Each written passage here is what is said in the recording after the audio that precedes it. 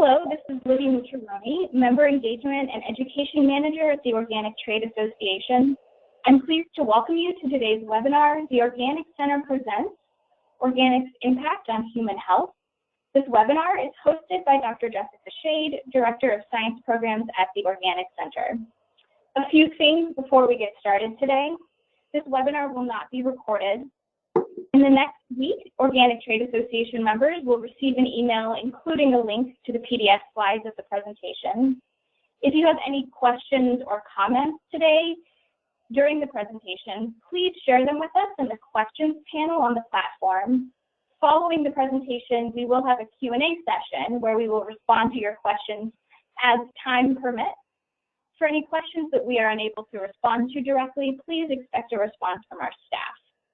If you have any technical issues today during the presentation, please notify us through the questions box, or you can email me directly.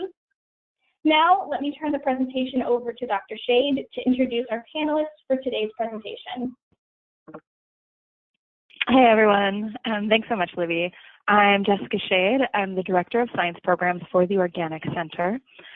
For those of you who aren't familiar with the Organic Center, we're a nonprofit that has two main objectives. One is to communicate studies that are happening all over the world that are of interest to organic stakeholders. And then the other is to collaborate with academic and governmental institutions to fill gaps in our knowledge. We're going to be talking today about the health impacts of choosing organic. We're covering everything from how an organic diet decreases the amount of pesticides in your body to the health implications of people that grow that food to how eating organic might have an impact on health of consumers. We have some excellent panelists today. Dr. Kendra Klein is a senior staff scientist at Friends of the Earth.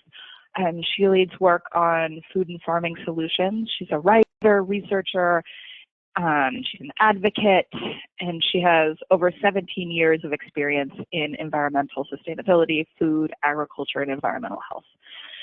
She's apprenticed on organic farms in California as well as Hawaii. She is a 2011 Switzer Environmental Fellow and has written for numerous publications, including The Guardian and The Nation.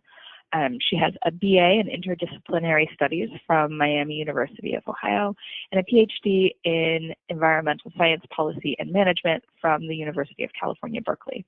She's also a co-author on a pretty groundbreaking study about the impacts of eating organic on decreasing pesticide levels in families, which she'll talk about more in a couple of minutes. But first, I also wanted to introduce our other panelist, Dr. Asa Bradman. He's another co-author on the study that I just mentioned. And he's an expert in exposure assessment and epidemiology, focusing on occupational and environmental exposures to pregnant women, children, and farm workers living in agricultural communities. He co-founded the Center for Environmental Research and Children's Health. You'll hear us refer to that as SEARCH. And that's at the UC Berkeley School of Public Health. He also works to improve the environmental quality in California child care facilities. He leads exposure and epidemiologic studies examining pesticides, flame retardants, and a wide variety of other contaminants. And he sits on several advisory bodies and is a past member and chair of the California Biomonitoring Scientific Guidance Panel, which was appointed by Governor Schwarzenegger and Brown. And in 2017, he was appointed to the USDA National Organic Standards Board. And as a side note, back in the day, he harvested grapefruits and apples for export, worked on a chicken farm, and was the produce manager for a small grocery store. So we are going to start with Kendra, who's going to talk a little bit about the study that she just co-authored. Then Asa will pick it up, and I'll kind of wrap everything up and tie it to some of the research that's been coming out recently. So Kendra, I'll hand it over to you. Thank you so much, Jessica, and many thanks to the Organic Center for this opportunity. I'm going to tell you a little bit about this study that was just published in February, and then how Friends of the Earth is using this research to advance public education and policy. So I really got two hats on today. One is as a co-author of the study, and then another is as an advocate with Friends of the Earth. And first, I want to give huge thanks to the research team that made this study possible. Asa, who you'll hear from, Carly Hyland and Robert Gunier at UC Berkeley, Roy Girona and Igor Zakharevich at UC San Francisco, and Charles Patton at Commonweal Institute. And just a note that this study was primarily funded by Friends of the Earth US members, as well as a couple grants, including California Consumer Protection Foundation and Turner Foundation. So you can advance, thank you. So just to frame the issue here, we use over 1 billion pounds of pesticides in the United States annually. This is data from the USDA Pesticide Data Program that each year tests for residues, primarily on produce. In the 2016 data, 77% of samples had residues. 99% of those were under EPA tolerances, or the legal limits for pesticide residues. You can see this is collated by Pesticide Action Network, that many of the pesticides we find as residues have been associated with various human health problems. And just a note that USDA, when they do this testing, wash the produce as a consumer might for 15 or 20 seconds. So we were interested in understanding both exposure to pesticides and reduction. For the general population, diet is a primary route of exposure. You can see here the analytes in that middle column that we found in all of the participants in our study, and you'll see a bit more about those participants in a minute. We had 16 participants and 4 families across the country. And what we found were organophosphates, pyrethroids, the neonicotinoid clothianidin, and the herbicide 2,4-D. We were interested in testing some of the most commonly used pesticides and also those that frequently show up as food residue. So on the next slide, you can see that after just 6 days on an organic diet, all of the analytes that we found decreased. Some of the most dramatic decreases were in organophosphates. You can see MDA, that's a metabolite for malathion, dropped 95%. TCPY is a metabolite for chlorpyrifos, and that dropped 61%. Clothianidin down 83%. Pyrethroids were halved, and 2,4-D down 37%. So our study builds on existing evidence, you can see on the next slide, from similar studies. Oh, it's not the next slide, I guess. Okay, so first, I'm going to show you, go ahead to that next slide. Thanks, Libby.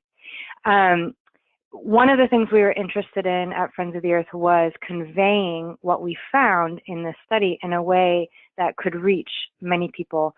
And we also know that people respond to facts, but also to great storytelling. And so we wanted to tell the stories of the families that were involved. This is a 2-minute social media video. We have shared it through other organizations, through mom and wellness bloggers, thought leaders.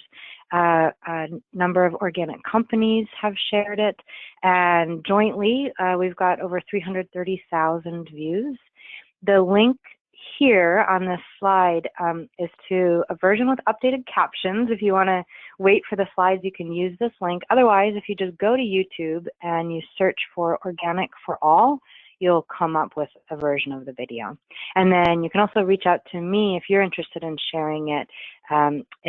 It's great if you can share the MP4 directly, and so I can get you whatever links and whatever information you might need to make that. So this is Dr. Linda Birnbaum. She's director of the National Institutes of Environmental Health Science, and she's pointing out that our existing regulations, including the way we set tolerances or the legal limits for pesticide residues on food, have not kept pace with the latest science. One important reason for doing studies like ours to understand exposure is to inform policy. And we can see, because there's a decrease in exposure on organic, the importance of expanding organic as an option for all people.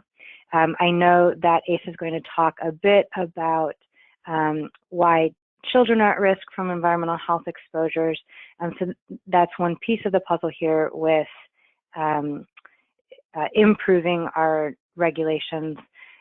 Tolerances are also set pesticide by pesticide when we know that we're exposed to multiple pesticides through our daily diets, and that's one thing that you can see in studies like ours. And also data that's coming out on why small exposures matter, particularly in relation to endocrine disruption, that small levels of exposure can mimic or block or scramble the hormone messages that our bodies use to regulate our development, immune systems, fertility, and more.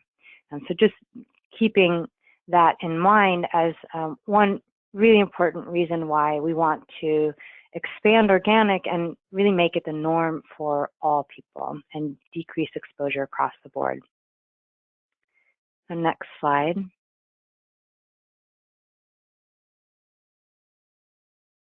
You can jump to the next slide, please. So one of our moms in our study actually said this so beautifully. She said, everyone has the right to clean organic food. That is a human right. And you can see here are families in Atlanta, Baltimore, Minneapolis, and Oakland. And as part of participating in this, they were also interested in sharing their stories and their journey being a part of the shift to an organic diet. So you can learn a bit more about them at organicforall.org. There's a longer 6-minute video about them, and also more information putting why this matters into context. So if you go to the next slide, we're concerned about exposures to pesticides for individual health, but really the data show that the greatest exposures are for the farmers, farm workers, and rural communities who grow and harvest the food that all of us eat. Data also show that those populations have increased risk of various health problems. So educating people and trying to expand their circle of concern and their understanding of the benefit of organic, not just for their families and their health, but for people all along the supply chain. And then also the importance for pollinators. So data is showing that increasing use of neonicotinoids is part of what's driving a massive decline in pollinator and insect populations. And neonics are not allowed in organic production. There's also a body of data that show that organic farms have a higher level of insects and pollinators, as well as more diverse species of insects and pollinators. So we've been working with groups all across the country, and you can see on the next slide, on getting the word out and helping people understand the benefits of organic. You can see here Rudy Arredondo, who's president of the National Latino Farmers and Ranchers Association, who's making the connection between organic and reduction in exposure for farmers and farm workers. And then finally, just a little bit about public policy. So this is just one piece of the puzzle that we're working on. This is Devin Payne-Sturgis. She's a professor at University of Maryland, and she's been working with us and Maryland Pesticide Education Network on a bill to ban chlorpyrifos in the state.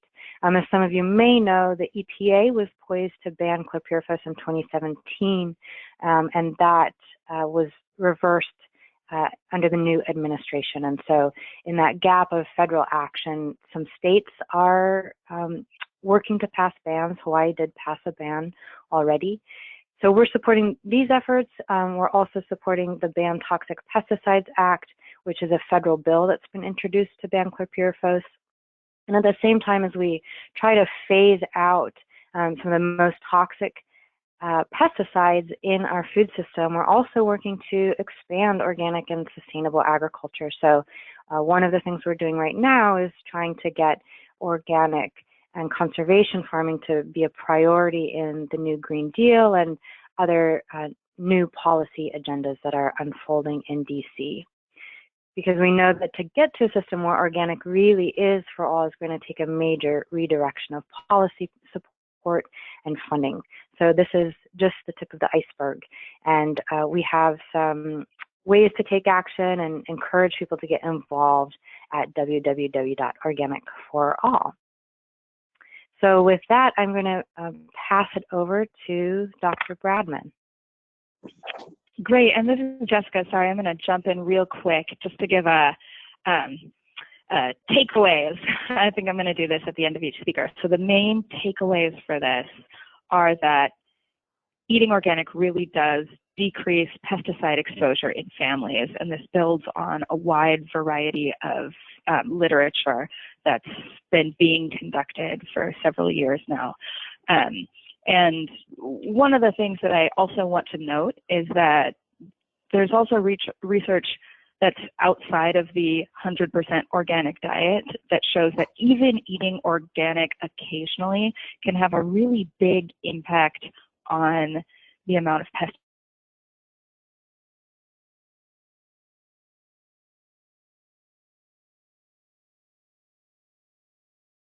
or they just don't have the capacity to always find 100% organic.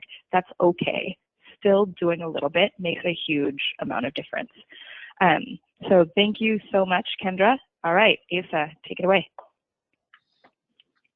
Thank you. I appreciate everyone who's listening. I just wanted to start out here, and this talk is really to give you a description of some of our work in the Salinas Valley, and also kind of a little primer on research and some of the challenges.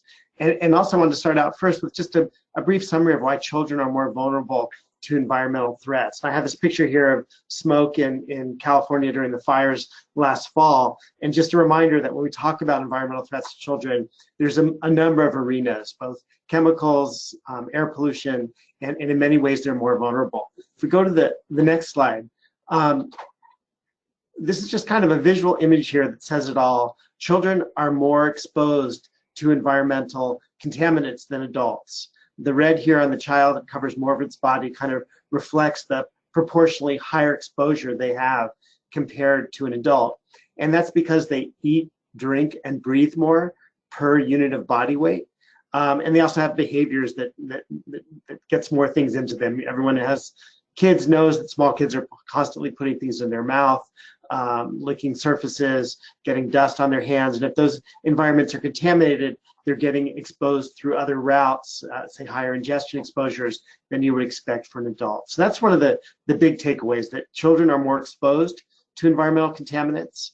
And if we go to the next slide, they're also developmentally immature in a way that makes them vulnerable to interruptions in those developmental pathways. So if we think about metabolism is how we get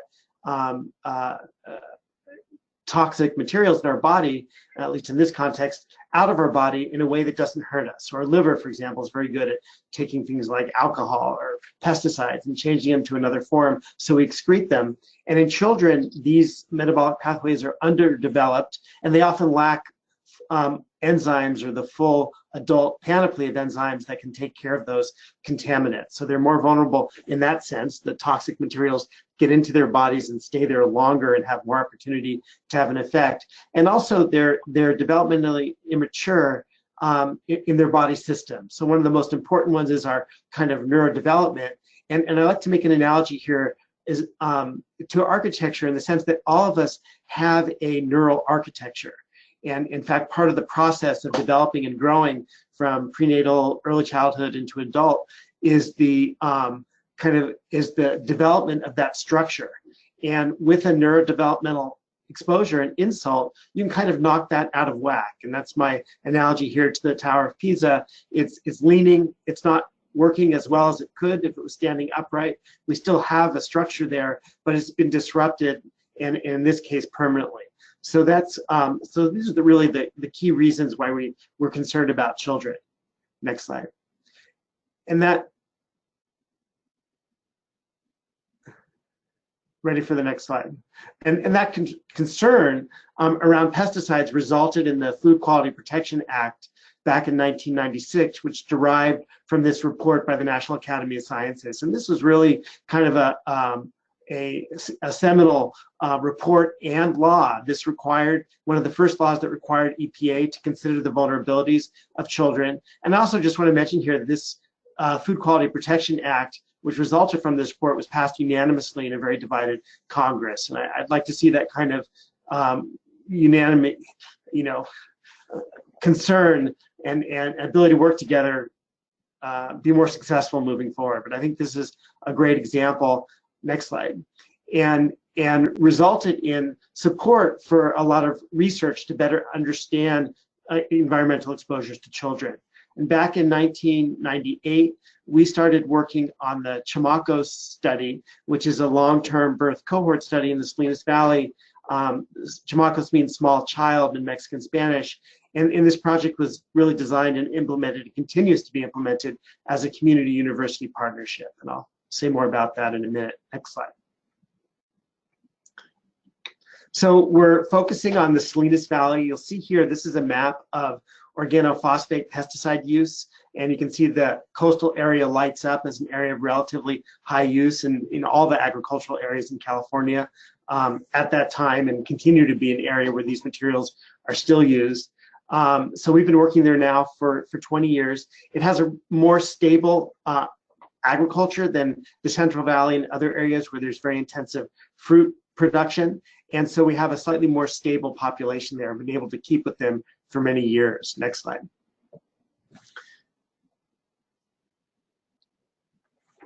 So this gives you kind of a picture of what we've done over the last 20 years. We enrolled 600 pregnant women, and we've been following their children ever since. They're turning 19 now. We're in the middle of our 18-year visit. The oldest ones are 19.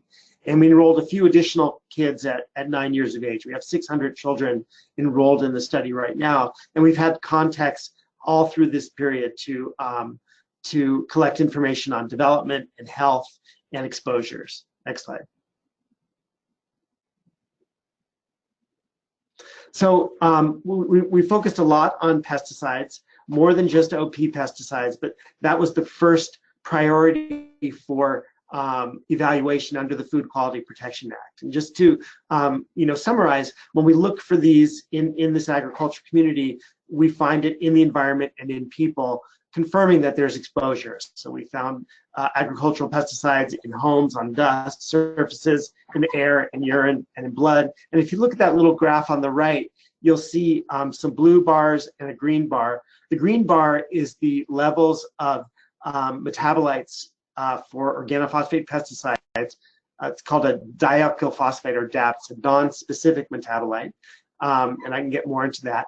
But the point is here is you look at the green, that's for women of childbearing age in the US. And if you look at the blue, those are the levels for our participating women during pregnancy. And you can see they're about 40% higher. So there's higher exposures in this community, likely related to agricultural use. Next slide. I could spend hours talking about this, but we've been looking at this in relation to birth and then developmental outcomes in the children. And we've seen associations, especially with higher exposure in the mothers during pregnancy, with shortened gestation, so a shorter pregnancy, abnormal neonatal reflexes at birth, decreased mental development, lower scores in toddlers, poor verbal abilities in preschool, pervasive developmental disorder, which would be like autism-like behaviors at 2 years, attention problems, so things like ADHD at school age, lowered IQ at 7 years, and poor executive function, which is kind of your ability to plan and accomplish things, which might be packing up your backpack and getting to school, or as an adult, maybe writing a grant. So poor executive function at 9 years and 12 years. And then more recently, in the next slide, we've also seen associations with these higher prenatal exposures and next slide. and autism spectrum-related traits, and both at 7 years and at 14 years, and also poor social skills at age 7. We're still doing a lot of work, and we're following the kids, like I said, up to 18, and we're doing a lot of analysis now looking at outcomes around adolescence. And just a little primer on research too, we get this question a lot. If you see that little paragraph in the middle, it says adjusted for maternal age, education, country of birth, maternal depression, the home score. These are what we call confounders. And often we get the question is, what about poverty? What about other factors that might be related to poor outcomes of the children? And in our statistical analysis, we account for these potential factors. So we're really trying to isolate the effects of exposures, environmental exposures, in this case pesticides, on the outcomes. Next slide.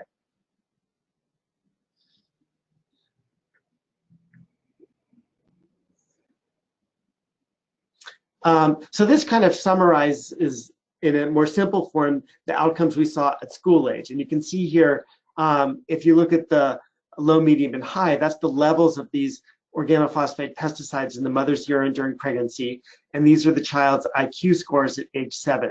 And you can see there's a loss of about 7 or 8 points over the spectrum of exposure, which is substantial. That's kind of in the same range that we see with lead or mercury or other environmental exposures. And again, of course, these are all account for potential confounders like maternal education, this sort of thing. So this is an important finding. And also, I think if you look at the slope here, we're losing about 4 or 5 points for each unit of exposure. I'm going to give a little primer now on biochemistry, and this also will give you a better sense of how we think about epidemiologic studies and how we think about vulnerability. And then the next question, of course, is how to deal with that from a kind of regulatory and environmental point of view. Next slide. So I don't want to scare people with biochemistry right here, but I'm going to simplify this just to give you a sense of some of the complexities. So if you look at the top, that's the chemical structure for chlorpyrifos. And on your screen, if you're looking to the right, it breaks down to metabolites. One of them, TCPY, that Kendra talked about earlier, is for chlorpyrifos. And when you measure that in urine, it means it's been broken down actually into a non-toxic form, and then you excrete it in urine, it goes down to the toilet on the right. However, if it gets activated to the left, it becomes something called chlorpyrifos oxon, and then that inhibits your cholinesterase and causes an adverse neurological outcome. So, this is a good example of metabolism here, and when something gets into our body, it can often go in different directions.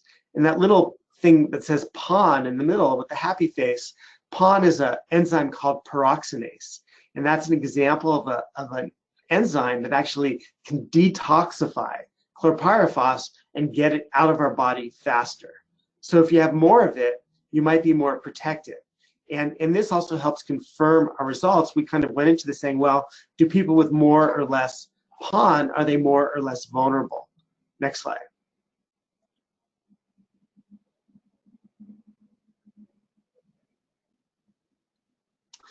So here, so here we're looking at the relationship between pesticide outcomes and your change in your IQ score. So we have increasing exposure, and we have your change in IQ, and you can see it's a flat line. So basically, in this group where there's high peroxinase, high amounts of this enzyme, there's no change in your children's IQ points based on exposure. So this is kind of example how we have variability in a population, and this population, this subgroup, is actually protected. If we look at our next slide,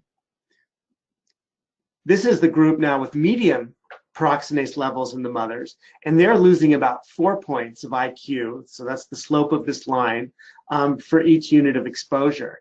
And so here we see that there is some vulnerability. If we go to our next slide, this is where, this is the subgroup of our population where they had very low peroxinase levels, and there's a much steeper slope.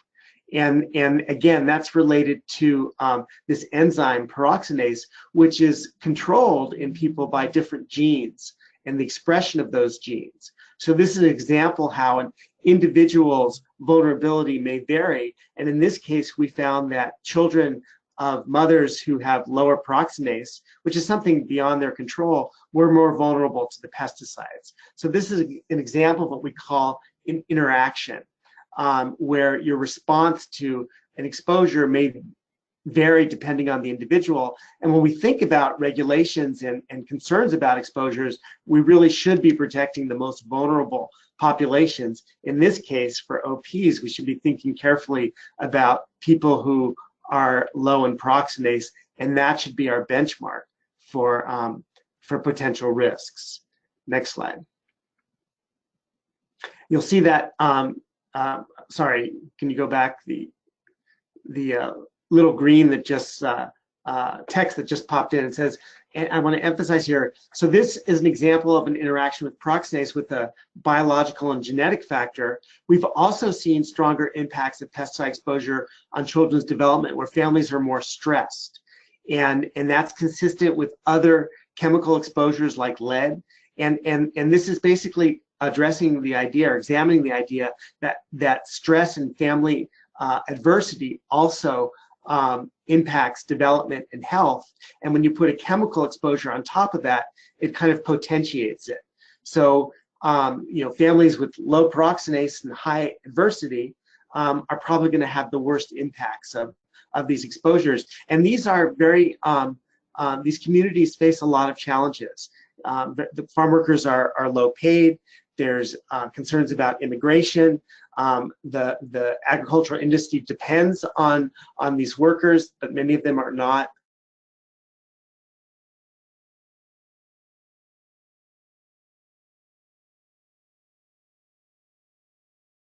And in this case, interacts with the chemical exposures and probably affects their health as well. So it's a very complicated system. Next slide.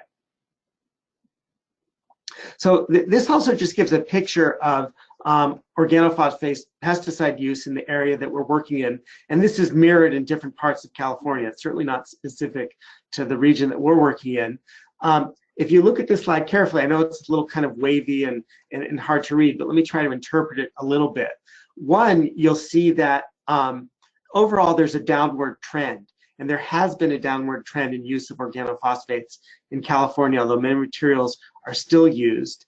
And if you look at the slide, say in 2000, that's when we started our study, many of these compounds were still in use. You'll notice that some of the heavily used ones, like at the bottom, which is the burnt orange for diazinon, and say if we look at chlorpyrifos, the blue one, a couple of lines up, those have really decreased substantially recently. If you look at the far right for 2014, some of the actually more toxic OPs, their use has declined significantly, almost to zero in this region.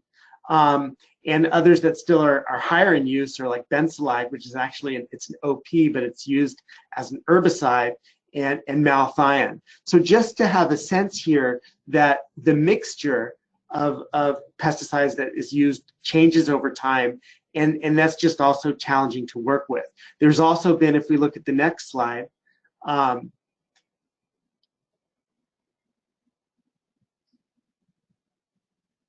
increases in other pesticides. If you look at the kind of the burnt yellow on top, that's glyphosate, and glyphosate use in California has increased over the last 10 years. If you see that bar is getting thicker, well, 10, 20 years. And then you'll also see, for example, that little green bar that was almost nothing in 1992 is getting thicker, and that's neonicotinoid use in California. So even though there's some trends in overall reductions in insecticide use, within those categories and among different classes, there's also increasing use. I just want to say this PUR data for California is really important to understand trends and exposures. So just to give you a sense again of some of the challenges we deal with in research, is the changing nature of different exposures. Next slide. Going forward, just to give you a sense of kind of what we're doing now and we'll be looking at in the future, we're using this new technology, functional near infrared spectroscopy, kind of on an experimental basis, and it's kind of a way to bring brain imaging into the field. So it's very expensive to do like functional MRI. If you're familiar with some of the studies from Columbia, which have been very influential around chlorpyrifos and impacts on brain development, we're trying to see if we can better understand the relationship of brain functioning with environmental exposure. So this is something we're doing now in the field, which uses light absorption and reflection to look for changes in kind of hemoglobin hemodynamics, which gives you information on oxygen demand in different regions of the brain, and therefore kind of informs brain functioning. So I can give you more information on that if anyone wants to contact me. Next slide.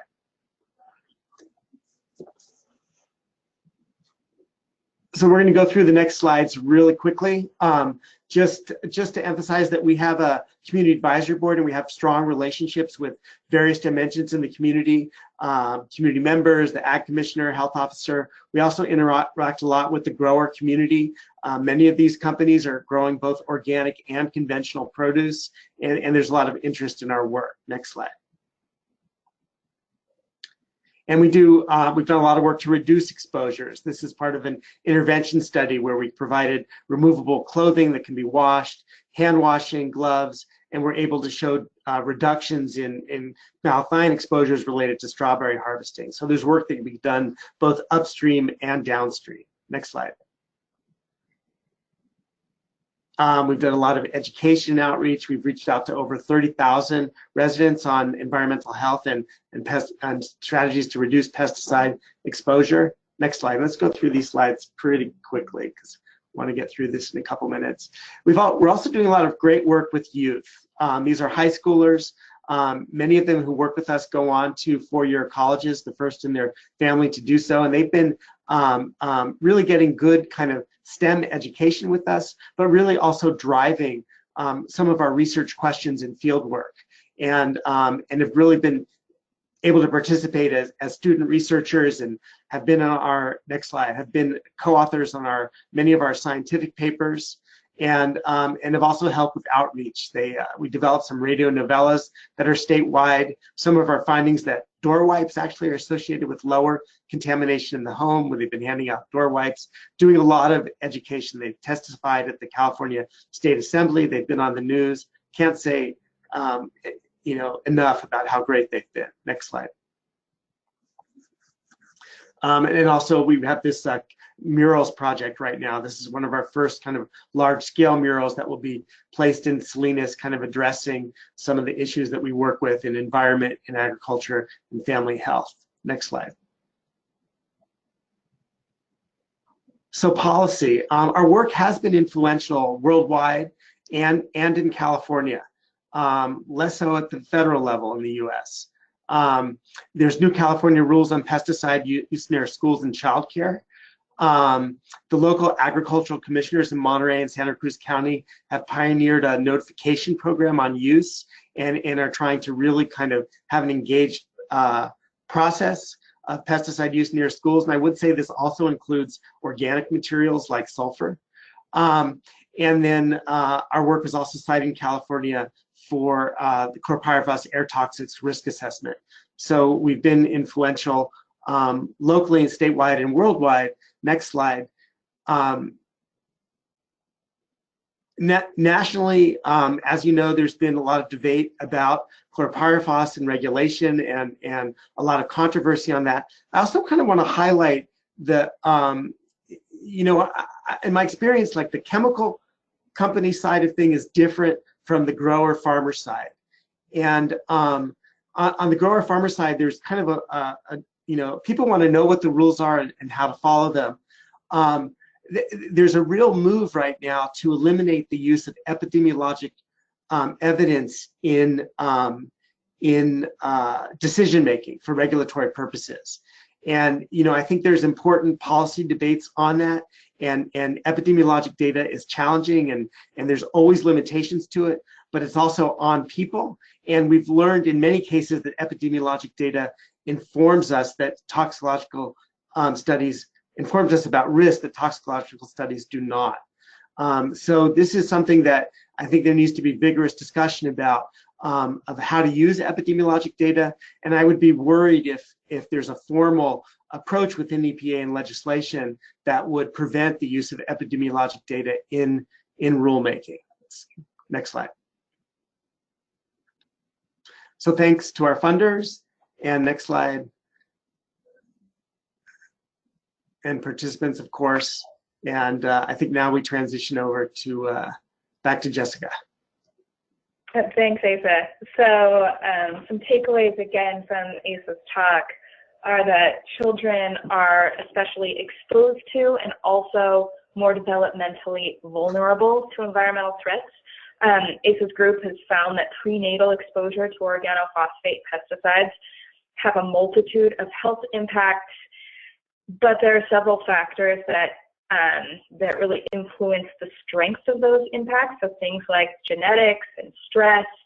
And there's also some pretty cool new technology that he talked about that will help us understand the impacts of chemicals on our brain.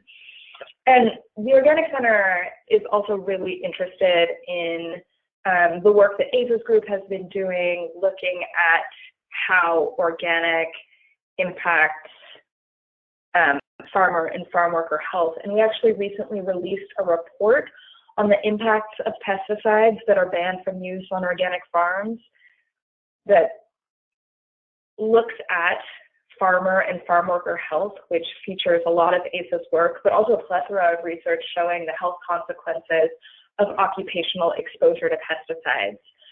And we set it up in a way that was trying to be more constructive than divisive, so showing methods that organic uses to reduce the use of pesticides that can be incorporated into any agricultural protocol regardless of farming system. Because no farmer uses these chemicals thinking that they're harming themselves or their workers. Farmers trust that what they're allowed to use isn't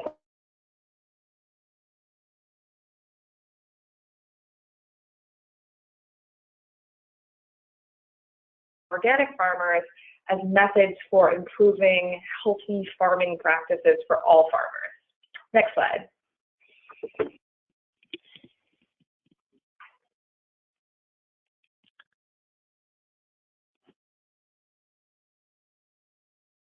So this is kind of going back to Kendra's presentation, but one of the questions that I always get is, okay, so organic decreases the amount of pesticide residues I'm exposed to, but does that actually matter for my health? And that's a subject that we honestly have not seen a lot of research on yet. We're just starting to see more work looking into this. One study that was released recently that got a lot of press that you may have heard of found that eating an organic diet could significantly lower cancer risk.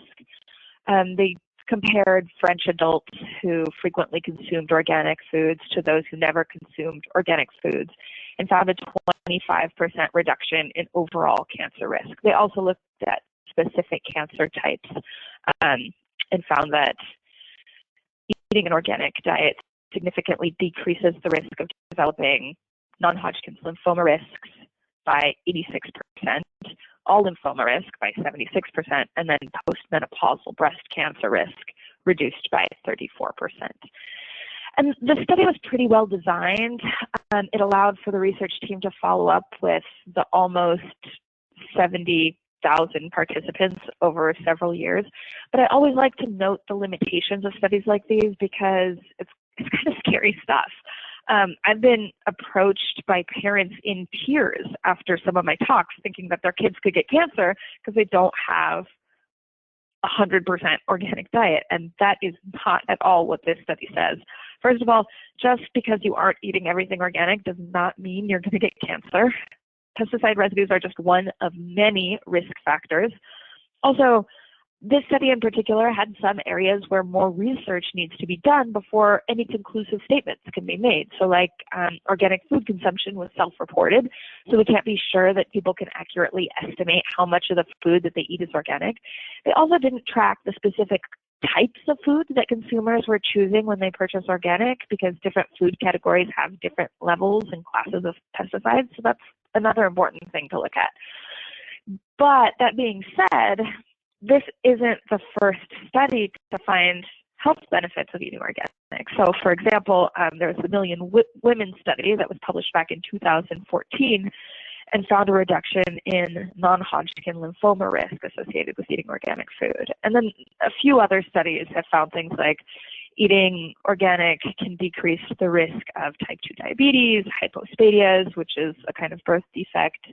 There's also some preliminary research showing that dietary exposure to pesticide residues can have an impact on reproductive health for both men and women.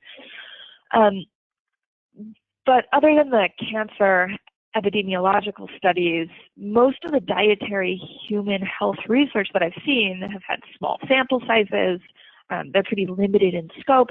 So I really don't like to generalize, but I mention them because we don't really have any good long-term data for a lot of the pesticides that are currently in use.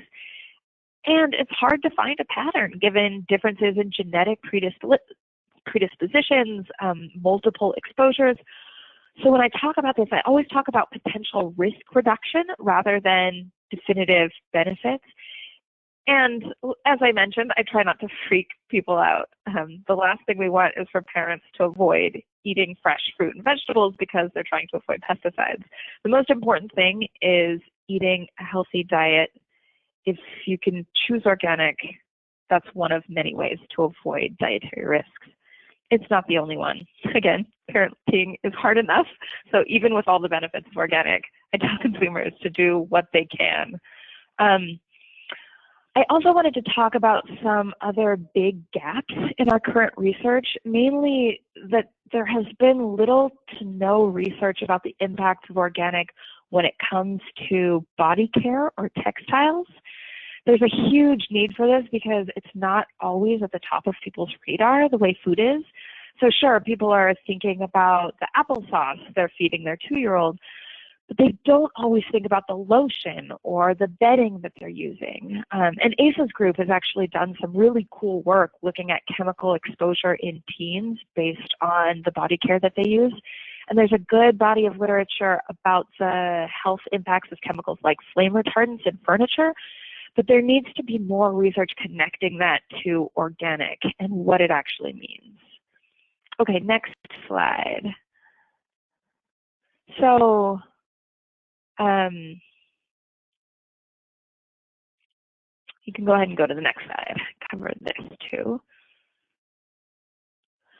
So before I open up for questions, just very quickly, I wanted to touch on antibiotic-resistant bacteria because it's a part of the health conversation that was big in the news a couple years ago, but since then, there hasn't been a lot said about it, but it's still a really problematic issue. And the Organic Center released a report that reviews all the primary literature on antibiotic-resistant bacteria, showing that you can reduce your exposure to antibiotic-resistant bacteria by choosing organic. Organic doesn't use antibiotics in its production, so there's less prevalence of resistance on organic animal products. And antibiotic-resistant bacteria has just been on this very steep rise in the past several years. The Center for Disease Control put out a report showing that over 2 million illnesses and 23,000 deaths are caused by antibiotic-resistant bacteria every year in the U.S. alone. And the World Health Organization declared it a global health epidemic. So it's a really important topic to keep in mind when thinking about the health impacts of organic. Next slide. So the next slide is just kind of a teaser about a study that the Organic Center is doing that was just accepted for publication. And it looks at the extent to which hormones, antibiotics, and pesticides used in milk production can be detected in retail milk. I don't want to give too much away about the results because, like I said, it hasn't been published yet. It just got accepted. But stay tuned because I think that this is going to be very interesting and pretty groundbreaking because there hasn't been this kind of research study done before. All right, with that, we will open it up for questions. And Libby, do you want me to moderate the questions or will you go ahead and do that? Yeah, if you would like to, that would be great. Okay, do you want to tell people how to type in the question just in case they don't know? Yeah, absolutely. For those of you that are joining us on video with the app, there's a questions box and we'd welcome any questions that you may have. Right now, I don't see any in particular that have popped along, but we have about 5 minutes that we can definitely take in some questions.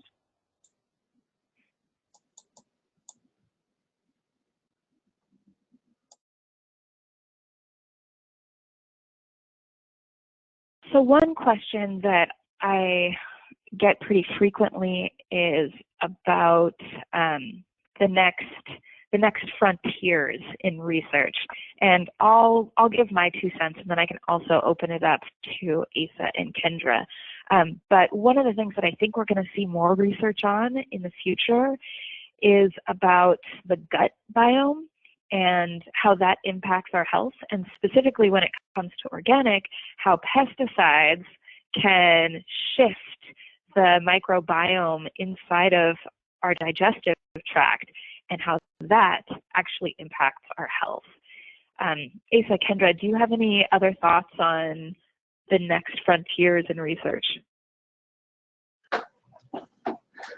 Well, I think the work that we're doing with the functional near-infrared spectroscopy is one of those. I think your point about the microbiome is very true and important. If there's one thing I regret in my life, it's that when our kids were babies, we didn't collect stool samples, so we would have them today to use kind of the technologies we have to look at the microbiome that didn't exist when we started the study. Yeah. All right, I see some hands raised. People are typing in their questions. All right, so Jeannie's question is, from what I understand, there are very few studies on health effects of neonicotinoid pesticides. Do you know what's happening looking at this class of pesticides? That is a great question. So most of the research that I've seen on that class of pesticides, and this is where people on this call, if you've heard of neonicotinoids or neonics, you've probably heard of them in the news about bees and pollinators, because that's where the most research has come out on neonics. Is they have a devastating effect on pollinator health. So if you're thinking about the health effects on humans, I haven't seen any research on that. Kendra and Asa, have you seen any human health research studies on neonics? There's not much. Yeah. I have a paragraph that I'm trying to look up right now, but there really isn't very much. And we're actually planning to try to look at those exposures in our population. The use has really increased recently, so our samples collected from prenatal periods and early childhood probably have less exposure, and there's probably more recent. So we're not going to have the same kind of longitudinal data, but we will be able to look at it cross-sectionally and look at recent exposures. Yeah, and I think that this is one of the. Oh, go ahead, Kendra. For people who are interested, we do have a report that we put out at Organic for All that has citations on studies that associate health impacts with the pesticides that we found. For neonics, I know that there absolutely need more data. There's some preliminary data that points to potential changes in behavior and attention associated with exposure, as well as endocrine disruption. So folks can go to organicforall.org if they want to look up this citation. That's great, Kendra. And another thing that I want to flag about neonics in particular, but also a lot of the chemicals that are in heavy use now is they have not been in use for long, which means that any research done on it is short-term research. So it's really hard to know what the long-term health impacts of these chemicals are, especially at the levels they're getting used now, without having them be used for years and years. I mean, we're still seeing new research come out about the health implications of the agricultural use of DDT now, and it's been banned since the 70s. So it's back to my precautionary approach, where we really just don't know about a lot of these chemicals. Yeah. Kendra, there's a question for, oh, sorry, do you have something else to say, Asa? Well, just two things. One, well, DDT is actually still used for malaria control. But in animals, neonics are associated with oxidative stress and inflammation of the central nervous system. It causes pathological changes in rat brains and impairments in offspring. There are human case reports, not epi studies, on mobility and consciousness, including delirium and agitation after acute exposures. And the European Food Safety Authority concluded that neonicotinoids may adversely affect development of neurons and brain functions like learning and memory. So it is a neurotoxicant and works through the nervous system, so that inherently raises concerns. Yeah, absolutely. Kendra, there is a question for you. Does Friends of the Earth plan on doing a follow-up study on pesticide residues in families on a larger scale? That's a great question. If anybody has leads on funding, absolutely. We would love to continue this type of research. Right now, we are thinking about potential hair testing. Can share right now. All right, thanks. And it looks like we are at the top of the hour, so I think that means we have to wrap up here. Libby, I know you had a few last things you wanted to bring up, maybe some upcoming webinars. Yeah, thank you, Jessica. I appreciate that. I appreciate your moderating the question section as well. To those of you whose questions we weren't able to answer, we will be following up. Thanks to our presenters today, Dr. Asa Bradman, Dr. Kendra Klein, and Dr. Jessica Shade for their sharing their research, and to you for attending the Organic Center's webinar on organic impact on human health. You can see a full list of our upcoming webinars on the website. We'd love for you to consider joining us for our next webinar on Friday, March 29th at 1 p.m. Eastern, as the Organic Trade Association's regulatory team provides a produce-focused briefing on the issues up for discussion and decision at the Spring National Organic Standards Board meeting in Seattle, Washington, and for an introduction on the issues at hand for the board's fall review cycle. As a reminder, the slides from today's presentation will be emailed out to all members. Thank you for attending, and please have a wonderful day.